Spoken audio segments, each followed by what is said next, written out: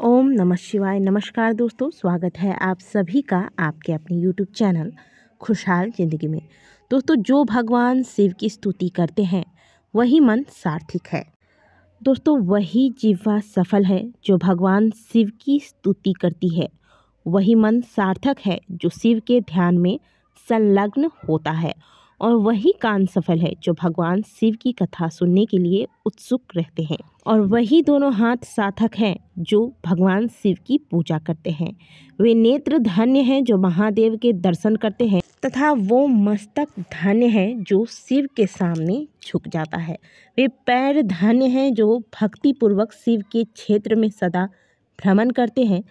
जिसकी संपूर्ण इंद्रियां भगवान शिव के कार्यों में लगी रहती है, वह संसार सागर से पार हो जाता है और भोग तथा मोक्ष प्राप्त कर लेता है। शिव की भक्ति से युक्त मनुष्य, चांडाल, पुलकश, नारी, पुरुष अथवा नपुंसक कोई भी क्यों न हो, सभी प्रकार के सांसारिक सुखों को भोगने के पश्चात तत्काल संसार बंधन से मुक्त हो जाता है। भगवान शिव के गुणों का गुणगान करने वाले ग्रंथ शिव महापुराण में भगवान शिव की भक्ति से जुड़े हुए बहुत ही सुंदर सुंदर सी कथाएं हैं और साथ ही कुछ ऐसे उपाय हैं जिसके द्वारा शिव के भक्त अपनी समस्त मनोकामनाओं को पूर्ण कर सकते हैं, अपनी जीवन में चल रही समस्याओं का समाधान पा सकते हैं।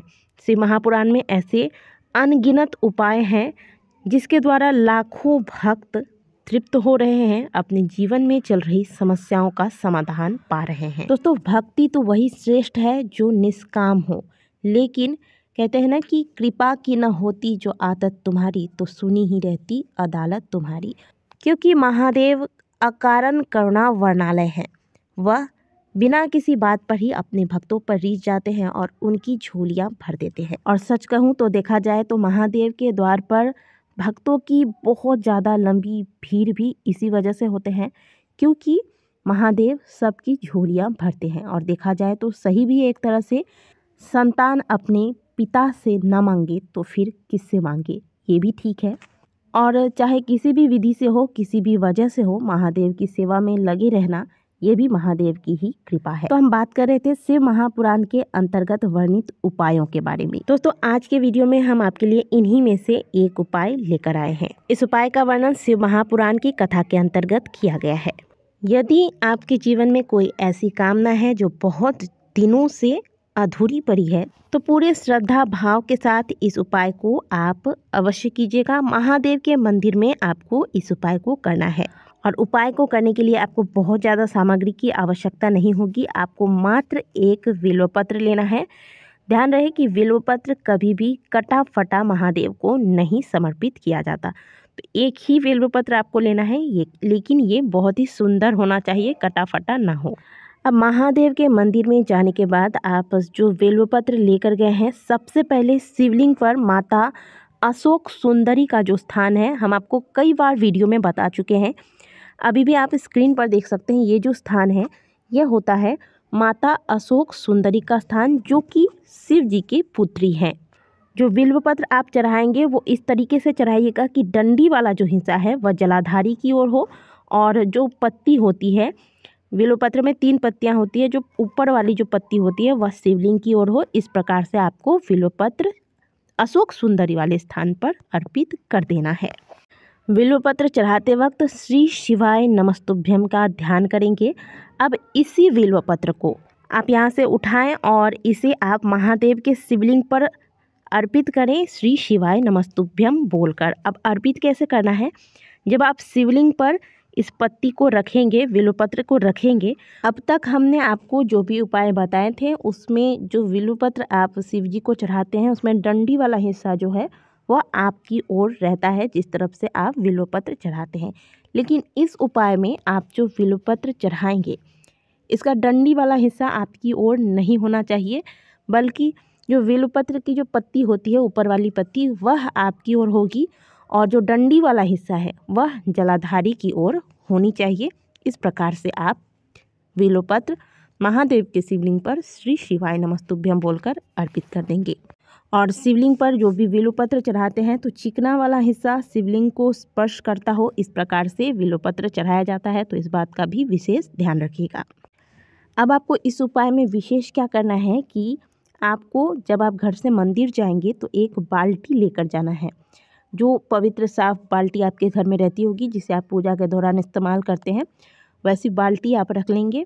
अगर कलश रखते हैं तो कलश ले लेंगे और फिर इसे साथ में आप एक तांबे का लोटा ले लीजिएगा और जो आपको बिल्वपत्र चढ़ाने की विधि बताई गई है, इस प्रकार से बिल्वपत्र चढ़ाने के बाद इस लोटे से आपको 7 बार शिवलिंग पर जल अर्पित करना है, यानी कि 7 लोटा जल शिवलिंग पर अर्पित करना है।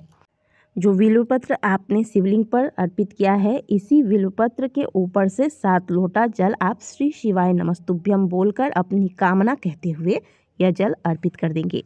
1 लोटा जल आपने लिया, श्री शिवाय नमस्तुभ्यम का जाप करते हुए अपनी कामना कहकर यह जल शिवलिंग पर अर्पित किया। फिर दूसरा लोटा भरेंगे और फिर श्री शिवाय नमस्तुभ्यम बोलकर अपनी कामना कहकर जल अर्पित करेंगे। इस प्रकार से 7 बार करना है और फिर आप वहां बैठकर थोड़ी देर श्री शिवाय नमस्तुभ्यम का जाप कीजिए और अपनी कामना महादेव से कहकर फिर जो बिल्वपत्र आपने शिवलिंग पर अर्पित किया है उस बिल्वपत्र को उठा लें वहाँ से, और उस बिल्वपत्र को आप उठाकर अपने घर लेकर आएँ और किसी भी सुरक्षित स्थान पर इस बिल्वपत्र को रख दें जहाँ पर किसी की भी नज़र इस बिल्वपत्र पर ना पड़े और कोई बार बार पूछे नहीं बिल्वपत्र के बारे में, यानी कि ये चीज़ आपको गुप्त रूप से करनी है। अब इस बिल्वपत्र को आप 11 दिनों तक अपने घर में उसी सुरक्षित स्थान पर रखे रहने दें जहाँ पर आप इसे रखना चाहते हैं। फिर 11 दिन के बाद जो भी आपके घर के आसपास नदी, तालाब, सरोवर, कुआं कुछ भी हो वहाँ पर इस बिल्वपत्र को जाकर विसर्जित कर दें। विसर्जित करते वक्त भी आपको अपनी कामना कहनी है, अपनी कामना कहकर इसे नदी में विसर्जित कर देना है। यदि आसपास नदी, तालाब इत्यादि नहीं है, क्योंकि कई बार कमेंट आते हैं कि नदी नहीं है, तालाब नहीं है तो क्या करें, तो ऐसे में आप किसी भी वृक्ष के नीचे जो साफ सुथरी रहती हो, जिस स्थान पर ज़्यादा भीड़ भाड़ ना हो, ऐसे वृक्ष के नीचे अपनी कामना कहकर इस बिल्वपत्र को रखकर वापस घर को आ जाएं। थोड़ा सा बड़ा उपाय है लेकिन यह शिव महापुराण का बड़ा ही असरदार उपाय है। अब इस उपाय को करना किस दिन है? इस उपाय को आप किसी भी दिन कर सकते हैं, लेकिन कोई भी चीज़ अगर खास दिन किया जाए तो यह ज़्यादा अच्छा होता है। और महादेव की पूजा अर्चना करने के लिए सोमवार का दिन, प्रदोष का दिन, इन दिनों से सुंदर दिन तो और कोई हो ही नहीं सकता। तो आप इसे सोमवार के दिन कर सकते हैं और इसके अलावा प्रदोष के दिन कर सकते हैं, मासिक शिवरात्रि के दिन कर सकते हैं, और नहीं तो आप पूरे हफ्ते में किसी भी दिन कर सकते हैं। और इस उपाय को स्त्री हो या पुरुष हो, बच्चे हो, वृद्ध हो, कोई भी कर सकता है। बड़ा ही सुंदर सा उपाय है, करने की कोशिश कीजिएगा। आपकी जो भी समस्याएं हैं महादेव की कृपा से अवश्य पूर्ण होगी। दोस्तों, दी गई जानकारी अगर आपको अच्छी लगी होगी तो वीडियो को लाइक ज़रूर कीजिएगा। कमेंट बॉक्स पे हर हर महादेव अवश्य लिखिएगा। मिलते हैं आपसे अगले वीडियो में, तब तक के लिए ओम नमः शिवाय, हर हर महादेव।